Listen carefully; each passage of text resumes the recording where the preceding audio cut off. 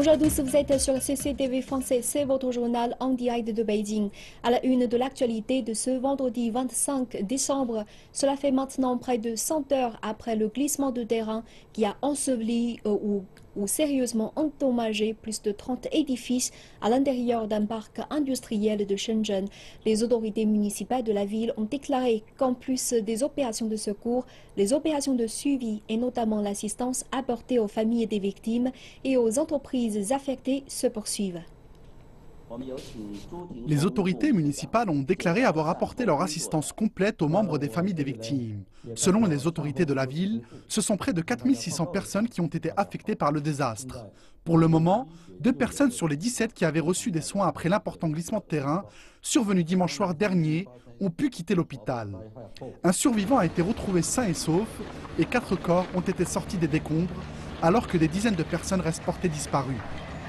Les engins d'excavation continuent sans relâche leurs opérations de déblaiement de plusieurs milliers de tonnes de monticules de terre, encore amoncelés sur les lieux de la catastrophe. Les équipes médicales comprenant des docteurs, des infirmières et des psychologistes ont été envoyées dans les 9 centres de secours temporaires situés à proximité du site du désastre.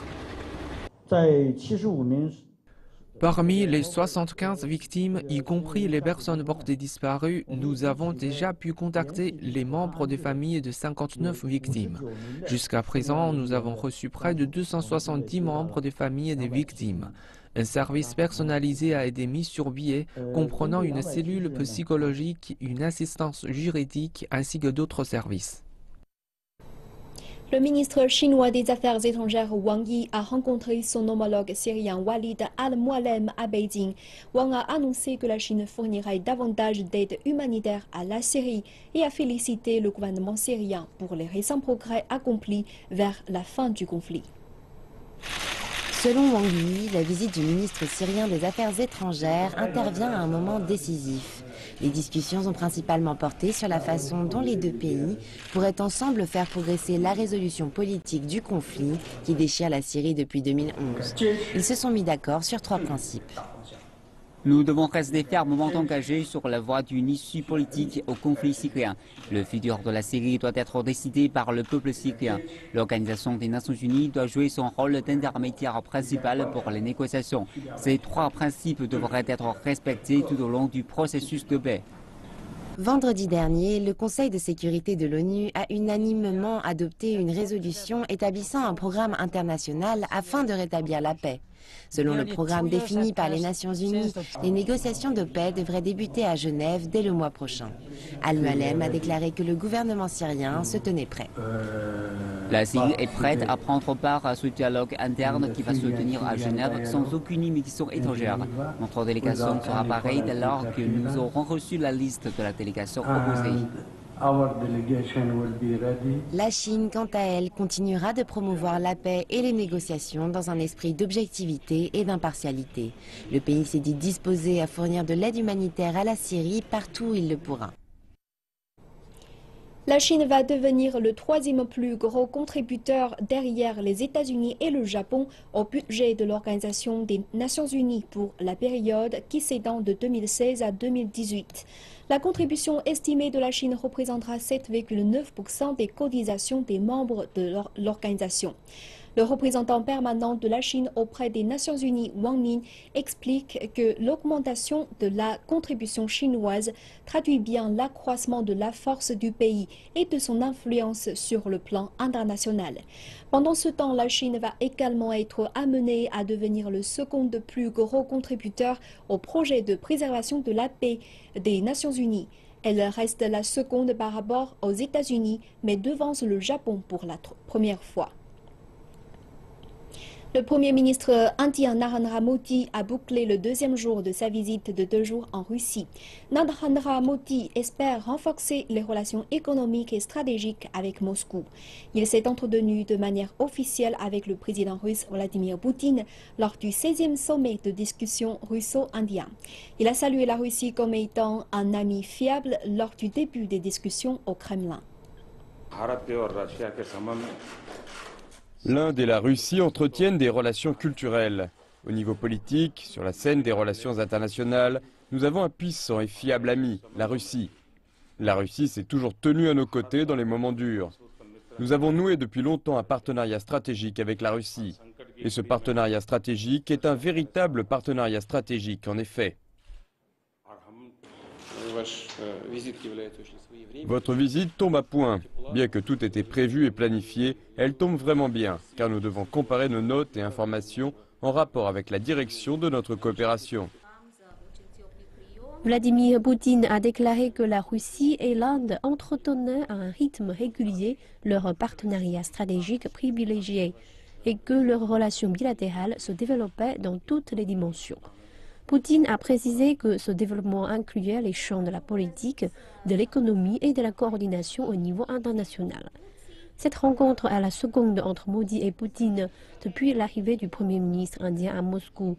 Les deux dirigeants ont participé mercredi à un dîner informel et tenu des discussions privées au Kremlin.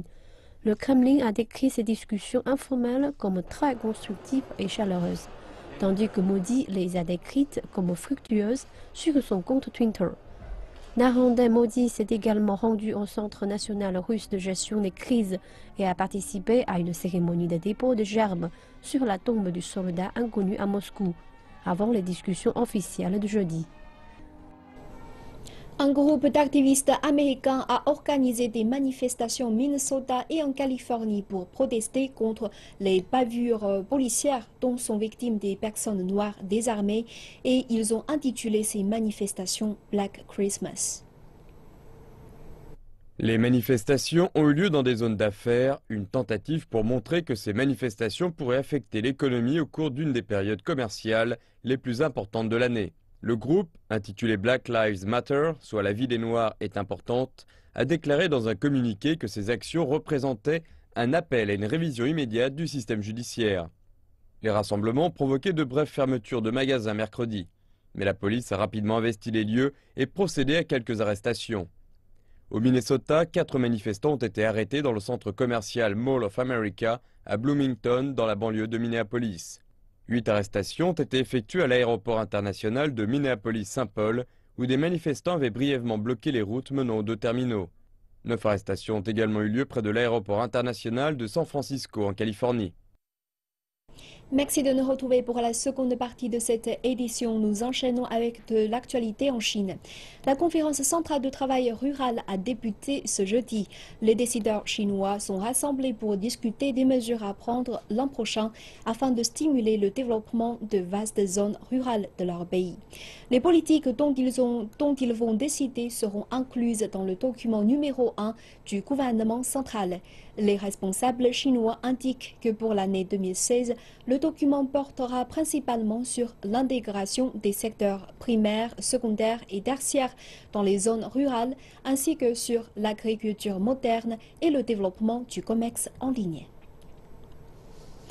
Les réformes structurelles sont un élément clé de la conférence centrale de travail économique qui vient de se terminer, et cela inclut les politiques publiques de développement du secteur agroalimentaire. Partons dans l'est de la Chine pour tenter de comprendre ce qui a changé dans ce secteur en 2015. C'est bientôt la fin de l'année. Les machines de cette usine de transformation agricole de la ville de Yancheng tournent à plein régime. Le riz produit ici est quasiment 50% plus cher que le riz de base. Mais les commandes ne cessent d'affluer. Pourquoi est-il si cher? Car il est produit dans de grandes fermes. C'est de la production de très haute qualité. Cette grande ferme est un modèle expérimental de culture agricole. Les propriétaires des parcelles sont autorisés à transférer librement leurs terres, ce qui a donné naissance à une exploitation de grande taille. Cela a éliminé les barrières entre les champs et permis de gagner 5% de surface en plus. Et dans le même temps, les champs sont assez gros pour pouvoir utiliser de grandes machines agricoles afin d'accroître la productivité totale. Ce n'est pas de cette manière que les paysans travaillaient par le passé. Auparavant, chaque personne cultivait uniquement ses propres parcelles, ce qui était inefficace. Les choses doivent être améliorées. Par exemple, l'excédent 1,9 fois au-dessus des limites internationales, mais notre productivité est de 47% inférieure au niveau international. Les experts estiment que pour rendre l'agriculture plus sûre, plus verte et plus efficace, il faut optimiser l'organisation des exploitations agricoles, ainsi que les méthodes de transformation et de transport. Nous devons nous concentrer sur l'ajout de nouveaux facteurs de production dans le secteur agricole. Mais maintenant, nous devons explorer les moyens d'utiliser les ressources existantes de manière plus efficace. Par exemple, en augmentant la taille des exploitations et en améliorant la logistique. La production agricole a cette année battu un nouveau record. Elle a en effet atteint les 615 millions de tonnes, soit 7,5 millions de tonnes de plus que l'an dernier. Les douanes chinoises vont devoir accélérer leurs réformes afin de stimuler le commerce du pays. Les exportations et importations se sont en fait contractées en 2015 et l'année 2016 s'annonce du même acabit. Découvrons en image ce que prépare l'administration des douanes. La Chine subit des pressions commerciales baissières qui devraient s'accentuer en 2016 selon les douanes. Le volume commercial de la Chine au cours des 10 premiers mois de l'année a connu un recul par rapport à l'année précédente.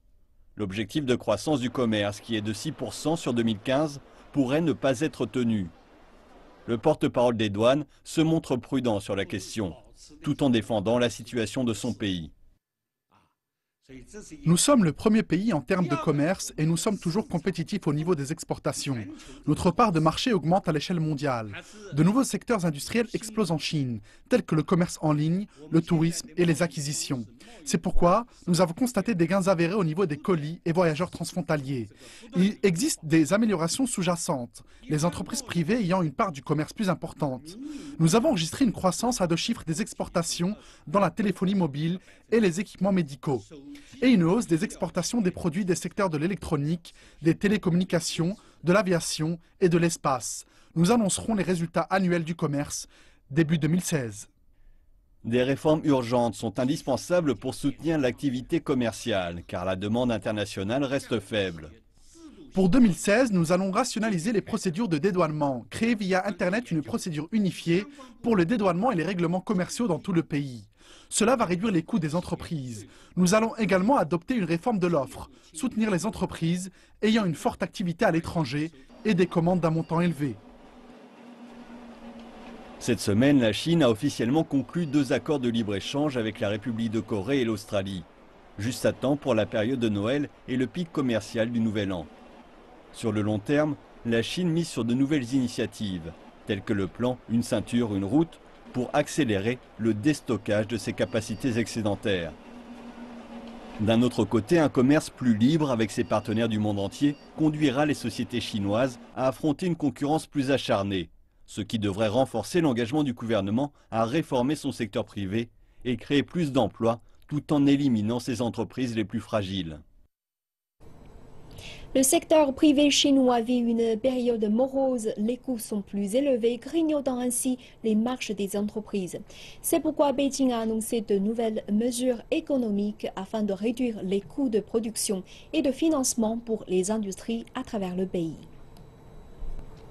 La Chine s'apprête à réduire le fardeau des coûts que représentent les frais de transaction, les taxes, la sécurité sociale, le financement, la consommation électrique et la logistique.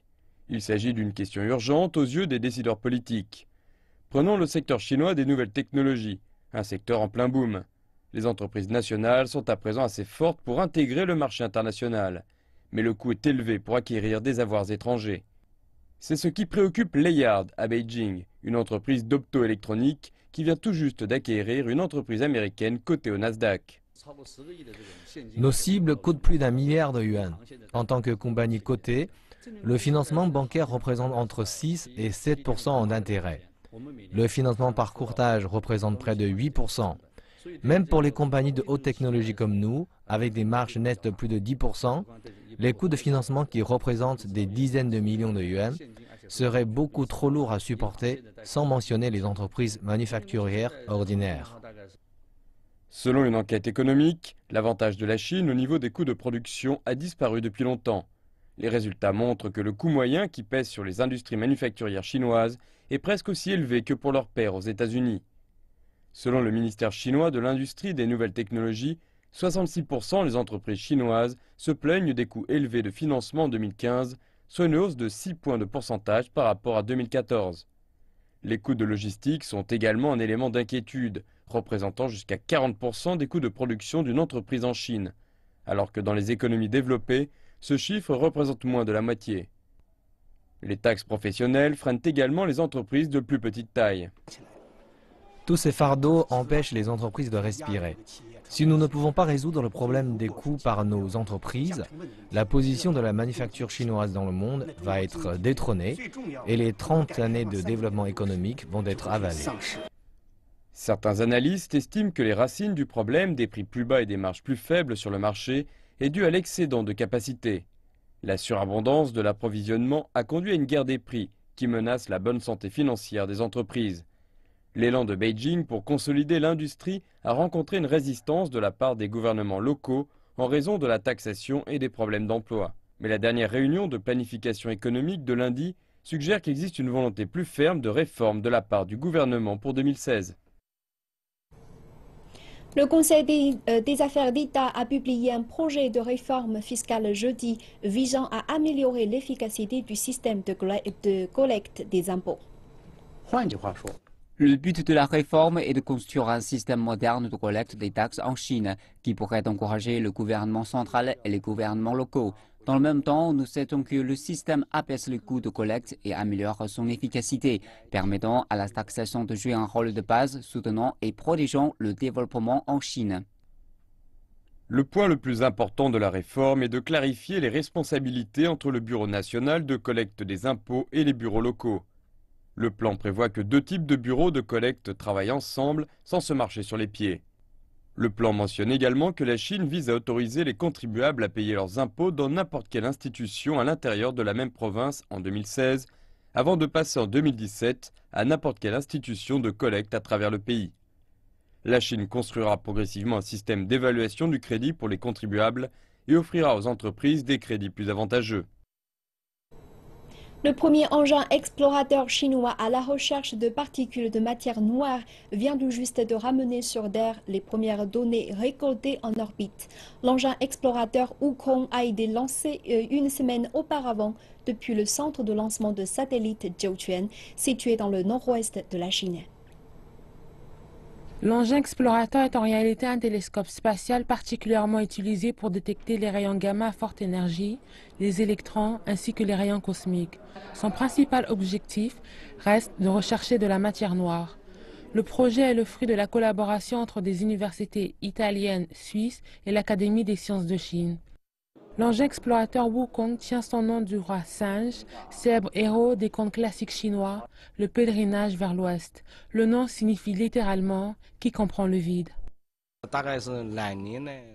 Nous prévoyons de passer les 2 prochaines années à surveiller l'espace et une année supplémentaire consacrée à certaines recherches spécifiques à la matière noire. Le calendrier peut évidemment subir quelques modifications, mais nous sommes confiants sur le fait de pouvoir trouver des signes de matière noire dans moins de 2 ans. Et nos recherches se concentreront alors dans quelques directions précises.